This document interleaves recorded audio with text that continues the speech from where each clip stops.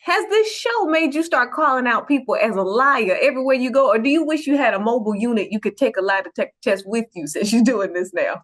You know what? I know that question's in fun, but one thing I learned very early as a polygraph examiner, I've never called someone a liar. I will never call someone a liar because that's the first and easiest way to shut down communication. So if you call someone a liar, then they don't want to talk to you anymore. So when someone fails an exam or I believe they're not being truthful with me, I'll just say that, look, you haven't been completely honest with me today, but I won't call someone a liar. Okay, I'm gonna try and work on that in 2025 because just calling somebody That's you a lie just feels better. That's right. That's right. So in personal communications, if you're arguing with somebody, just try it. If you say you're lying, usually that's going to end the conversation. But if you tell the person, look, you haven't been completely honest with me today. Let's try and clarify this. That's a little bit better tact. I appreciate that. That's a gem I'm gonna take with me. But now you also have this show, and the first episode, we're talking to somebody significant for a very significant celebrity, and people always wanted to know what really happened. So can you talk about that?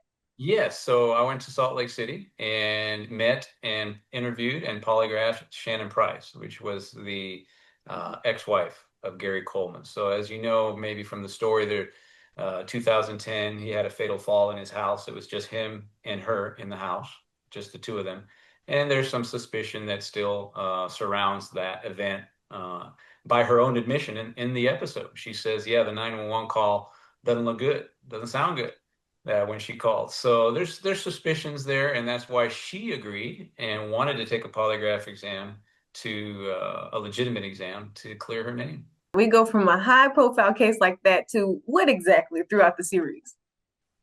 Oh yeah, so there's different episodes. I think that's probably the highest recognized name, but producers went out and they looked for high profile cases. So all of these cases are high profile, high stakes investigations. Basically, they're all homicides. They've all been in the public's eye at some point, where there's some other format, some other show or media. And even though they're closed cases for the most part, they're still capturing the public's attention. And the reason why is that at the center of every case, every episode is different. At the center of every case, there's an individual still under a cloud of suspicion who wants to clear their name. All right. And so now too, I have to ask you, are there some chances that, even if you do a polygraph exam and it's all done professionally, that maybe you just got super nervous and you throw it off the system? Well, nervousness is definitely a factor. Now, general nervousness doesn't affect the results of the polygraph exam because one of the things we do, and you'll see it again in the series, at least in one of the episodes, where before every exam, we do what's called a calibration test. So I'm going to calibrate the instrument to your physiology. If you're coming in to take a polygraph exam and you tell me, like most people, hey, I'm really nervous, I'll say, don't worry, because we're going to do a calibration test first to see what your physiology looks like today. Whatever's normal for you today is fine with me. So you'll sit down for me and I'll ask you, are you sitting down at this moment? Yes. Are the lights on in this room? Yes.